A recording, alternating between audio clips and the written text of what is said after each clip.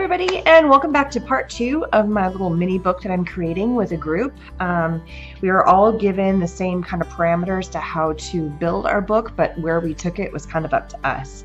Part 2 is all about getting the pages ready and the front cover done. So I am going to start, and this is the books. I've had these for ages. Let me get the plasticky noise out of the way.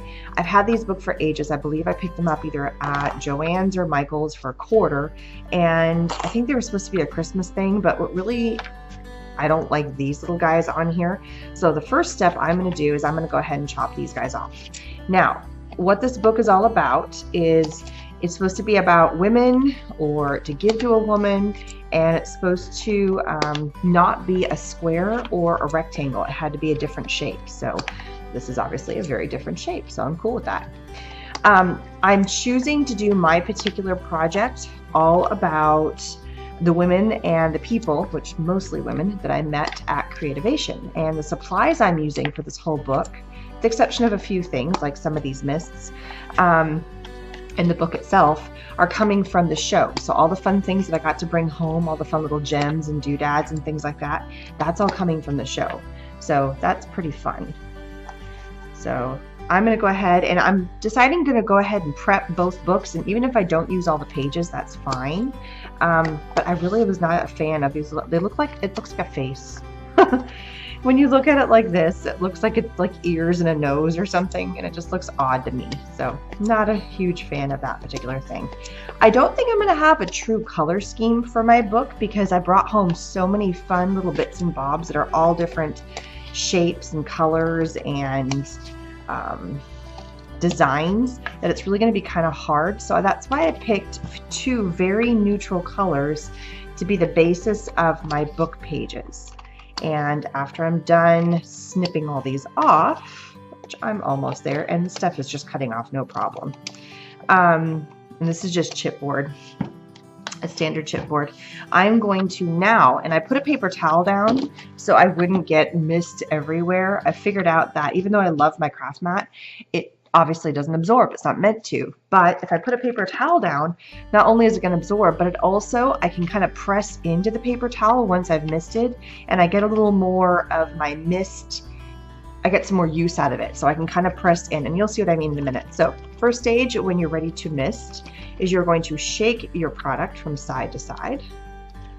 So see all the little glimmer that's down here? Because it's been sitting for a while, you want to shake it, but do not shake up and down. Side to side is where you want to go.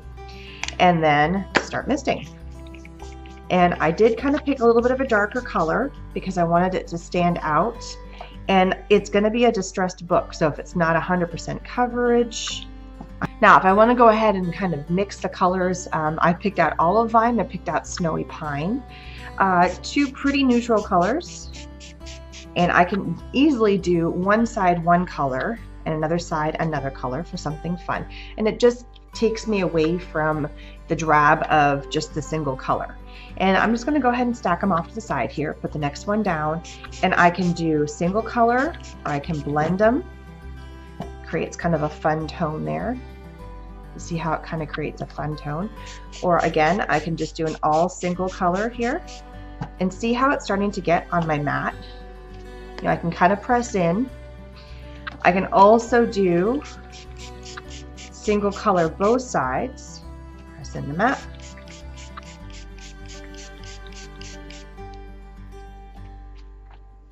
And as I'm pressing in, I'm picking up some of the lovely colors that are underneath. So this would be a solid. Now I think I'm going to do a solid green on both sides, and I'm just going to play with that. And there's no rhyme or reason to this. I'm just going to go ahead and color all of these pages and speed this up.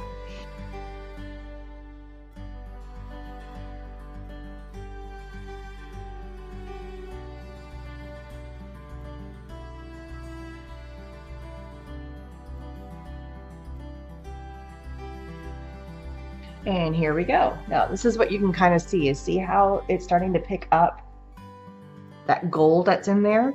So both of these have kind of a mist in them. The olive vine specifically has the gold mica that's in there, which is why you're seeing all this kind of goldish color showing up, and it's picking up, and the two together are creating really kind of a cool effect on here. So that's where we're kind of getting, we have some very bluish looking ones. We have some more green. I mean, they really are blending well together. So now I'm just kind of going back and looking. It's like this is kind of a dead spot right here, and just adding just a little bit of something, press it in. And because there's so much mica on here now, as I press in, even more mica is picking up on top of this because it's resting on top of the mat here, which is really fun. So I'm going to go back maybe to some of these early ones and press in and pick up even more of that color. Here's another one where it's just kind of dull. You see, get some more in there. Leave this kind of light. I think I kind of like that it's not a super dark color compared to the others. And there we go. So this is the first batch. They do need to have a little bit of a drying time, so I'm going to go ahead and clean this up and get ready for the front cover. So I'm going to start working on the cover. Everything's kind of dried out for the most part. I've pulled out lots of little bits and bobs, and one of the fun things that I picked up from the show was a stencil and stamp set from Stampers Anonymous, and Tim Holtz signed it. And since I got a stencil, I'm going to use it. I did not get any form of any kind of texture paste. I'm probably going to use that little kitty somewhere in there too. I did not get any type of texture paste or anything like that from the show, so I don't really have that to add to my project. So I'll use stuff I already have. Since I've got a lot of green going on here, I'm going to pull in some more black color with my texture paste here. And this is just a Prima texture paste. I don't think I'm going to completely cover this, but I want to give it a little bit of coverage. It's going to be a very grungy, distressed book anyway, so. I'm going to have something on this side, so I'm not too worried about the fact that this is not fully covered. I'm kind of liking that. Clean a little bit of this up. I'm going to go ahead and wash these off so they don't get dried with this texture paste on there. I do want to, however, really quickly clean the edge of this off before it starts kind of drying, and then bring back a paper towel and wipe up. All right, so one of the couple of the other fun things that I picked up from the show is I got some of these new architectures from Seven Gypsies. I got these cute little canvases I thought would look really kind of fun. And this is dry enough, yeah. This was a little heart that I made in the Beacon booth. This is the new Druzy, and we just put this on a piece of wood. We were supposed to be turning them into little clips, but I just love the way that they look, and I like that kind of how it pops and it really kind of shines. A little flower I found in Petaloo, and this was the make and take that I did in the Beacon booth one of the days that I was there.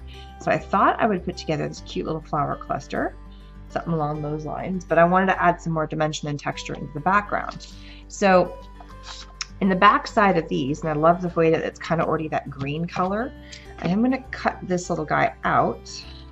And this is what they were meant to do. You were meant to take these particular backings and use them. I mean, she designed, and she being Christine, designed all this stuff to really be multifunctional. And so I wanted to kind of add to the funness of this whole thing. And so in here too, so this is the same pattern, it's just kind of the reverse color. So I'm going to try cutting this little guy up, and as they're meant to be done. You can kind of do whatever you want. They act like a sticker, but they act like a tile. They act like, you know, if there's actually pieces cut out, they could be like a stencil, which is pretty fun. So I think I'm going to kind of go along and cut this thing up just to give a different texture. And I am so sorry about all the loudness of the children upstairs right now.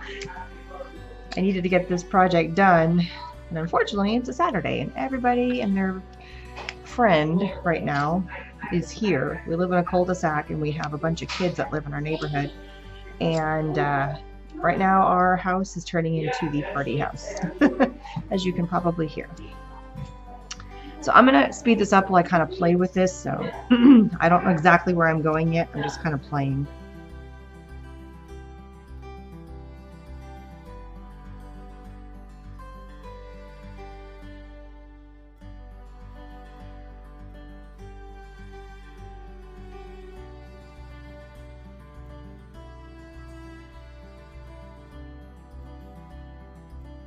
Alright, so I'm going to kind of start sticking things down because everything keeps kind of moving around. So I'm going to start unpeeling.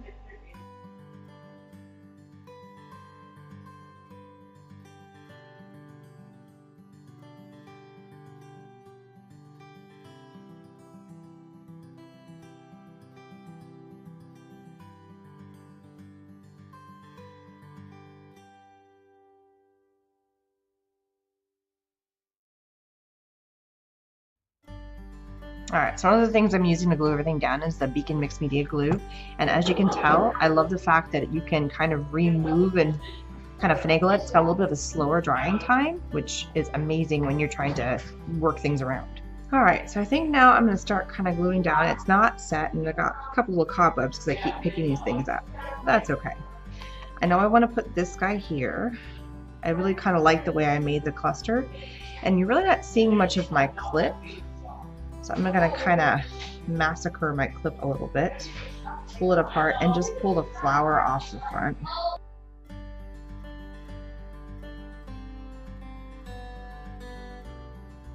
So I have some other little fun things that were brought back from the show. I'm going to kind of add them in as clusters here. Just kind of finish some stuff off. It feels like it's a little plain. So there's 4. I need to add a 5th.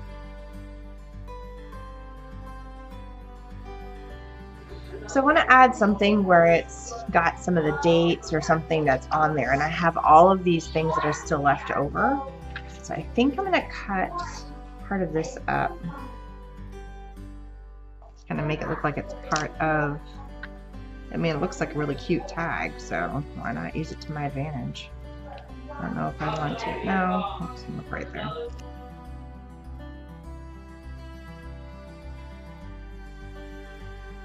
There we go. I think I'm kind of liking that.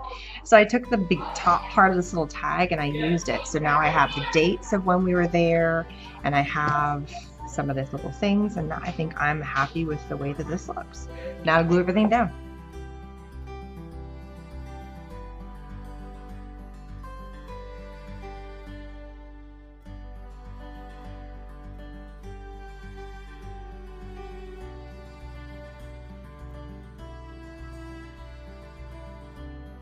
And there we go.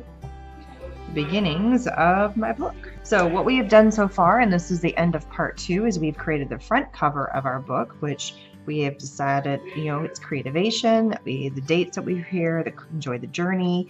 Some of the fun pieces that I've picked up, a little, I made this at the show. This was one of my make and takes. Some of the pieces I got from the, from Seven Gypsies, my stencil from Tim Holtz, and a couple little doodads I got also from the Beacon, from one of the ladies who was at the Beacon table. She gave me a bunch of little pieces to do the make and takes, and I brought some of them home. It was not on purpose, I just had it in my bag of stuff.